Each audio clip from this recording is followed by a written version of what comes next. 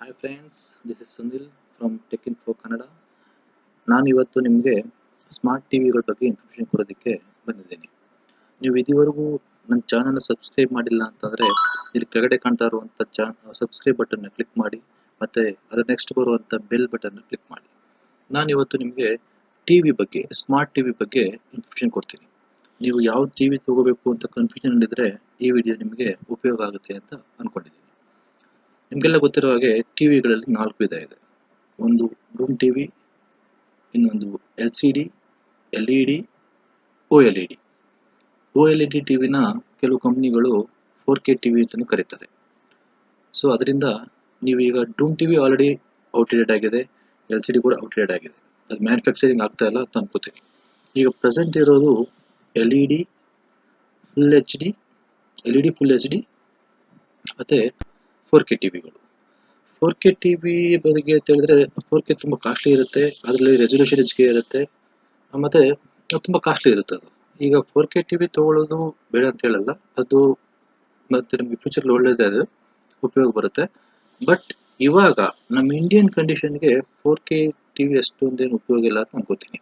ಏನಕ್ಕೆ ಅಂತಂತಂದರೆ ಇವಾಗ ನಮ್ಮ ಇಂಡಿಯಾದಲ್ಲಿ ಬ್ರಾಡ್ಕಾಸ್ಟ್ ಆಗ್ತಾ ಇರುವಂಥ ಚಾನಲ್ಸು, ಅದು 4K ಚಾನಲ್ಸು ಬರೀ ಬೆಳ್ಳೆಣಿಕೆ ಅಷ್ಟೇ. ಬೆಳ್ಳೆಣಿಕೆ ಅಂತಂದರೆ ಈ ಸ್ಟಾರ್ ಪ್ಲಸ್ಸು, ನ್ಯಾಷನಲ್ ಜಿಯೋಗ್ರಫಿ, ಇನ್ನು ಸ್ವಲ್ಪ ಇರ್ಬೋದು ಅಷ್ಟೇ.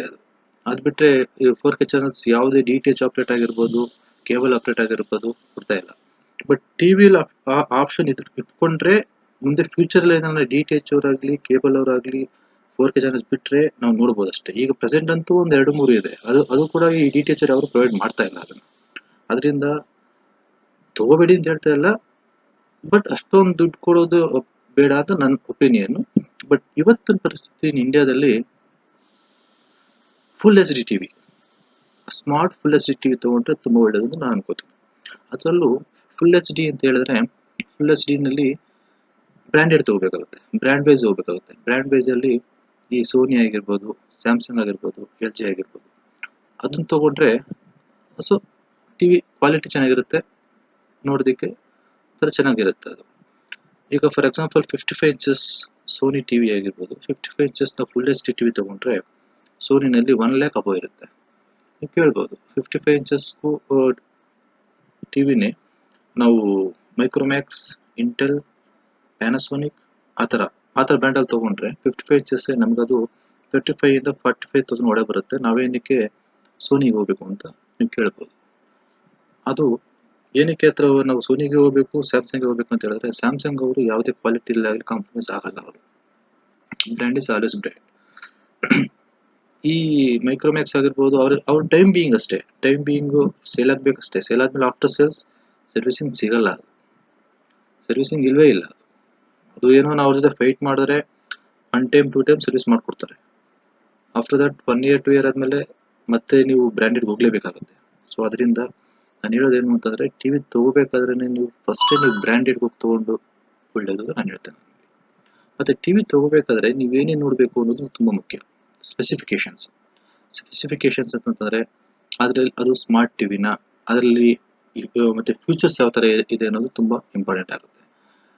ಈಗ ಒಂದು ಟಿವಿನಲ್ಲಿ ಅದರದ್ದು ಡಿಸ್ಪ್ಲೇ ಕ್ವಾಲಿಟಿ ಯಾವ ಥರ ಇದೆ, ಮತ್ತು ಅದಕ್ಕೆ ಎಷ್ಟು USB ಪೋರ್ಟ್ ಕೊಟ್ಟಿದ್ದಾರೆ, ಎಷ್ಟು HDMI ಪೋರ್ಟ್ ಕೊಟ್ಟಿದ್ದಾರೆ, ಅದನ್ನು ನಾವು ಚೆಕ್ ಮಾಡಬೇಕಾಗುತ್ತೆ. ಮತ್ತು ಅದರಲ್ಲಿ ಸ್ಮಾರ್ಟ್ ಟಿವಿಸ್ ಅಂದರೆ ಇವತ್ತಿನ ಕಾಲದಲ್ಲೆಲ್ಲ ವೈಫೈ ಎಲ್ಲ ಇನ್ಬಿಲ್ಟೇ ಬರ್ತಾ ಇದೆ. ಇನ್ಬಿಲ್ಟ್ ಟಿವಿ ತೊಗೊಂಡು ಒಳ್ಳೆಯದು. USB ಅಂತಂದರೆ USB 2 ಇತ್ತು ಫಸ್ಟು, USB 2, ಇವಾಗ 3 ಬಂದಿದೆ, ನೆಕ್ಸ್ಟು 4 ಬರುತ್ತೆ.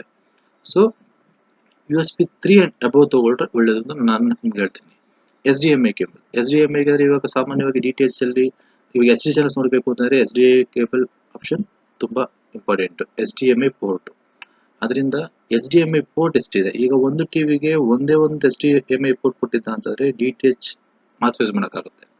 ಮತ್ತು ನಾವು ಅದಕ್ಕೆ ನಾವು DVD ನಾವು ಕನೆಕ್ಟ್ ಮಾಡ್ಕೋಬೇಕು ಅಂತಂದರೆ ಆ ಕೇಬಲ್ನ ರಿಮೂವ್ ಮಾಡಿ ಮತ್ತು ಇನ್ನೊಂದು ಕೇಬಲ್ ಹಾಕಬೇಕಾಗುತ್ತೆ, ರಿಸ್ಕ್ ಆಗುತ್ತೆ. ಅದು ನಾವೇನೋ ವಾಲ್ಗೆ ನನ್ನ ಟಿವಿನ ಮೌಂಟ್ ಮಾಡಿದ್ವಿ ಅಂತಂದರೆ ತೆಗೆದು ಹಾಕೋದು ರಿಸ್ಕ್ ಆಗುತ್ತೆ.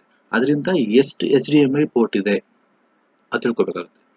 ಮತ್ತು HDMI ಪೋರ್ಟಿಂದ ನಮ್ಗೆ ಇನ್ನೊಂದು ಉಪಯೋಗ ಇದೆ. ಈಗ ಸಪೋಸ್ ನಾವು ಲ್ಯಾಪ್ಟಾಪ್ ಆಗಿರ್ಬೋದು, ಕಂಪ್ಯೂಟರ್ ಆಗಿರ್ಬೋದು, ಸಪೋಸ್ ಇದು CCTV ಮಾನಿಟರ್ ಮಾಡ್ಬೋದು ಅದನ್ನು. CCTV ಕೂಡ ಮಾನಿಟರ್ ಮಾಡ್ಬೋದು ನಾವು ಅದನ್ನು.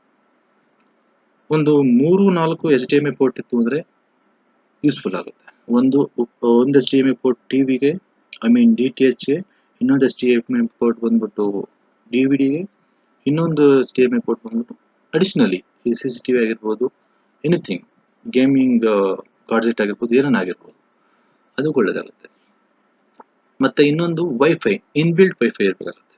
ಇನ್ಬಿಲ್ಟ್ ವೈಫೈ ಇತ್ತು ಅಂತಂದರೆ ನಾವು ವೈಫೈ ಮಾಡಮ್, ಇಂಟರ್ನೆಟ್ ವೈಫೈ ಮಾಡಮ್ನ ಆನ್ ಮಾಡಿಕೊಂಡು ನಾವು ಟಿವಿನ ಇಂಟರ್ನೆಟ್ ಆಕ್ಸೆಸ್ ಮಾಡ್ಬೋದು ಟಿವಿನಲ್ಲಿ.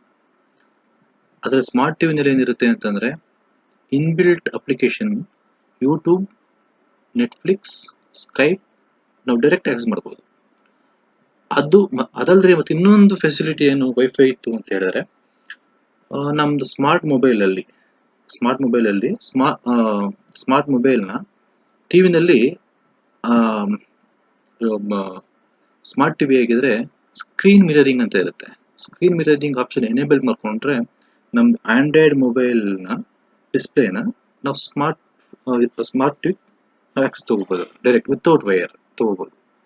ಸೊ ಅದರಿಂದ ವೈಫೈ ಅನ್ನೋದು ಇದ್ರೆ ಒಳ್ಳೆಯದು. ಅದೆಲ್ಲ ಬೇಡ, ಸುಮ್ಮನೆ ಸಿಂಪಲ್ ಅಂತಂದರೆ ವಿತೌಟ್ ಸ್ಮಾರ್ಟ್ ಟಿವಿ ತೊಗೋಬೋದು. ನೀವು ಸ್ಮಾರ್ಟ್ ಟಿವಿ ಏನು ಬೇಕಾಗಿಲ್ಲ, ತೊಗೋತೀವಿ ಚೆನ್ನಾಗಿರಲಿ ಅನ್ನೋದಾದರೆ ಸ್ಮಾರ್ಟ್ ಟಿವಿಗೂ ಬೆಸ್ಟ್ ಆಗಿ. ನೀವು ಅದನ್ನು ಮೊಬೈಲಲ್ಲಿ ನೀವೇನು ಪ್ಲೇ ಮಾಡ್ತೀರಾ ಅದು ಟಿವಿ ಬರ್ತಾನೆ ಇರುತ್ತೆ. ಸಪೋಸ್ ಯಾರನ್ನ ಫೋನ್ ಮಾಡಿದ್ರು ಟಿವಿನಲ್ಲಿ ಡಿಸ್ಪ್ಲೇ ಆಗುತ್ತೆ. ಮೊಬೈಲ್ ಇರೋಂಥ ಫೋಟೋಸ್ ವಿತೌಟ್ ವೈರ್ ನೀವು ಅದನ್ನು ಆಕ್ಸೆಸ್ ಮಾಡ್ಬೋದು, ಟಿವಿ ದೊಡ್ಡದಾಗಿ ನೋಡ್ಬೋದು ನೀವು ಅದನ್ನು. ಸೊ ಅದು ಉಪಯೋಗ ಇದೆ ಸ್ಮಾರ್ಟ್ ಟಿವಿಲಿ ಅಂತ. Thank you friends. ಇಲ್ಲಿವರೆಗೂ ನೋಡಿದ್ದಕ್ಕೆ ನಿಮ್ಗೆ ಏನೇನು ಡೌಟ್ ಇತ್ತು ಅಂದರೆ ಕೆಳಗಡೆ ಕಾಮೆಂಟ್ಸಲ್ಲಿ ಕಾಮೆಂಟ್ ಮಾಡಿ, ನಾನು ನಿಮ್ಗೆ ಆನ್ಸರ್ ಮಾಡ್ತೀನಿ.